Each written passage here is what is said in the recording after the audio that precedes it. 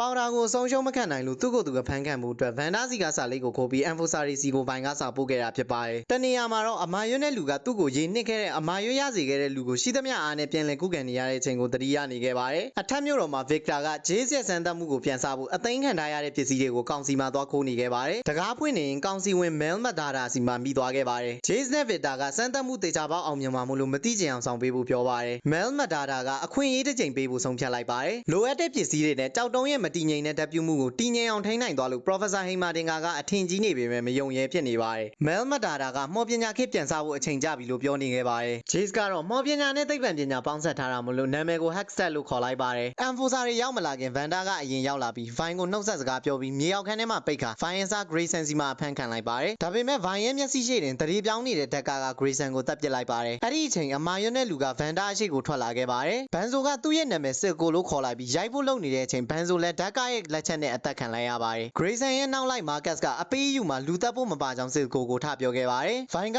မျက်စိရှိတင် Silco တို့က Vanda ကိုခေါ်သွားတာကိုမြင်လိုက်ရပါတယ်။ Silco ကသူ့ရဲ့စမ်းသပ်ခန်းမှာဖန်တီးထားတဲ့ရှင်းမလို့ခေါ်တဲ့ဆေးရည်နဲ့မကောင်းဆိုးဝါးတွေဖန်တီးပြီးအထက်မြို့တော် Piltover ကိုတိုက်ခိုက်မဲ့အကြောင်းသူ့ရဲ့တငယ်ချင်းဟောင်း Vanda ကိုပြောပြနေပါတယ်။တစ်ချိန်လုံးကစီးလုံးနဲ့အောက်မြို့တော်တစ်ခုကိုတိစောက်ဖို့အိမ်မက်အတူတူမက်ခဲ့ကြပေမဲ့ Vanda ကတစ္ဆာဖောက်ပြီး Silco ကိုရေနစ်ခဲ့တာဖြစ်ပါတယ်။စချင်းမှာ Vanda ကိုမုန်းတီးတဲ့စိတ်တွေနဲ့ပြည့်နှက်နေခဲ့ပေမဲ့အချိန်ကြာလာတာနဲ့အမျှအဲ့ဒီမုန်းတီးစိတ်တွေလည်းတဖြည်းဖြည်းလျော့နေလာခဲ့ပါတယ်။ရန်သူတယောက်ကိုနှိမ်နင်းဖို့အချိန်ကသူ့မှာအကြောက်တရားအပြင်ဘာမှမကြံတော့တဲ့အချိန်ဖြစ်တယ်ဆိုတာလဲ Silco ကနားလည်ခဲ့ပါတယ်။အောက်မြို့တော်ကလူတွေသေမလောက်ခံစားခဲ့ရပြီးမှအထက်မြို့တော်နဲ့ငြိမ်းချမ်းရေးယူခဲ့တဲ့ Vanda ကိုလေးစားမဆုံးဖြစ်နေခဲ့ပါတယ်။ Vine ကမြေရောက်ခန်းထဲကထွက်လာပြီး Milo နဲ့ Clacker စီကိုပြန်လာက Vanda ကိုသွားခဲ့ဖို့ပြောကြပါတယ်။ Vine ကသူ့မှာပေါတာပဲကြံတော့တာမို့လို့အဆုံးရှုံးမခံနိုင်တာကြောင့်နေခဲ့ဖို့ကိုပဲပြောပါတယ်။အကယ်၍ Enforcer တွေသာရောက်လာခဲ့ရင်ထွက်ပြေးဖို့ပြောပြီးအကူအညီလိုရင်အချက်ပေးဖို့မီးသနက်တစ်ခုကိုပါပေးထားခဲ့ပါတယ်။ Vine တို့ထွက်သွားတော့ပေါတာကအထက်မြို့တော်မှာပောက်ကွဲသွားတာကြောက်တုံးတွေကြောင့်ဆိုတာကိုတည်သွားပြီး Vine တို့ကိုကူညီဖို့ထွက်လာခဲ့ပါတယ်။ Vine တို့က Silco ရဲ့စခန်းစီရောက်လာပြီး Vanda ကိုကယ်ဖို့လုပ်နေကြချိန် Silco နဲ့သူ့လူတွေစီမှာမိသွားခဲ့ပါတယ်။ Milo က Vanda ရဲ့လက်ထိပ်ကိုဖြတ်နေချိန် Clacker ကတခြားထွက်လန်းတစ်ခုကိုရှာနေခဲ့ရပါတယ်။ Vine ကတော့စစ်ပွဲအတွင်းတုန်းက Vanda သုံးခဲ့တဲ့လက်အိတ်ကိုဝတ်ပြီး Silco ရဲ့လူတွေကိုဓာတ်ကရောက်မလာခင်အထိတယောက်ချင်းရှင်းပစ်နေပါတယ်။စကန်ရဲ့အပြင်ဘက်ကိုပေါတာရောက်လာပြီး Vine တို့ခက်ခက်ခဲခဲတိုက်ခိုက်နေရတာကိုတွေ့လို့မြောက်ရုပ်ကိုကြောက်တုံးတွေထည့်ပြီးအဆောက်အဦထဲကိုပစ်ထည့်လိုက်ပါတယ်။အထဲမှာရှိနေတဲ့ Clacker ကနန်းရံကိုဖောက်ပြီးထွက်ဖို့ပြင်နေချိန် Milo လဲ Vanda ကိုလွတ်ပေးတာပြီးဆုံးသွားပါတယ်။ဒါပေမဲ့ပေါတာရဲ့ပစ္စည်းကပောက်ကွဲသွားတဲ့အချိန်ကြောင့် Milo ရဲ့ရင်ဘတ်ကိုတန်ချောင်းတစ်ခုကလာဆိုင်သွားခဲ့ပါတယ်။ Milo နဲ့ Clacker ပေါ်ကိုကြောက်တုံးတွေပါပြီးသွားခဲ့ပါတယ်။ Decker က Vanda ကိုတတ်ဖို့လုပ်တဲ့အချိန် Vanda ကပြန်လဲတိုက်ခိုက်ပေမဲ့ဆေးရည်ရဲ့အစွမ်းကြောင့်မနိုင်ဖြစ်နေချိန် Silco က Vanda ကိုဓာတ်နဲ့ထိုးလိုက်ပါတယ်။ကြောက်တုံးတွေကြောင့်ထွက်မရဖြစ်နေတဲ့ Vine က Vanda ပြုတ်ကျသွားတာကိုပဲကြည့်နေခဲ့ရပါတယ်။ Vanda ကရှင်းမဆေးရည်တွေပေါ်ပြုတ်ကျသွားတာကြောင့် Vine စီကိုဓာတ်ကရောက်မလာခင်တစ်ခုယူတောက်လိုက်ပါတယ်။ဆေးရည်ကြောင့်ဒရန်ပြောင်းသွားတဲ့ Vanda ကဓာတ်ကကိုတပ်ပစ်လိုက်ပါတယ်။အဆောက်အဦပြုတ်မကျခင် Vine ကိုခေါ်ကအပြင်ကိုထွက်လာခဲ့ပါတယ်။ Vanda ကသူ့ရဲ့နောက်ဆုံးစကားအနေနဲ့ပေါတာကိုစောက်ရှောက်ဖို့မှာခဲ့ပါတယ်။ပေါတာကသူ့ရဲ့မြောက်ရုပ်ကအလုတ်လောက်တာကြောင့်ပျော်နေချိန်အရာအားလုံးကိုဖျက်ဆီးပစ်လိုက်ပြီလို့ Vine ကပြောပြီးစိတ်နာနာနဲ့ပေါတာကိုထားပြီးထွက်လာခဲ့ပါတယ်။ပြန်လှည့်ကြည့်ရင် Silco ကပေါတာနားကိုချင်းကပ်လာတာကြောင့်ပြန်သွားမယ့်အလုံးမှာ Marcus က Vine အသက်ခံရမှာဆိုလို့မေစေးနဲ့အုပ်ပြီးခေါ်သွားခဲ့ပါတယ်။ Silco ကပေါတာအရှိမဒူးထောက်လိုက်ပြီးပွေ့ဖက်ထားရင် Vine ကသူ့ကိုထားသွားတာကြောင့်ပေါတာလည်းစိတ်နာသွားခဲ့ပါတယ်။ Silco ကတနေ့ကျရင်သူတို့ကိုပြန်ပြီးကိုဘလောက်တန်ပါလဲဆိုတာပြရမယ်လို့ပြောနေခဲ့ပါတယ်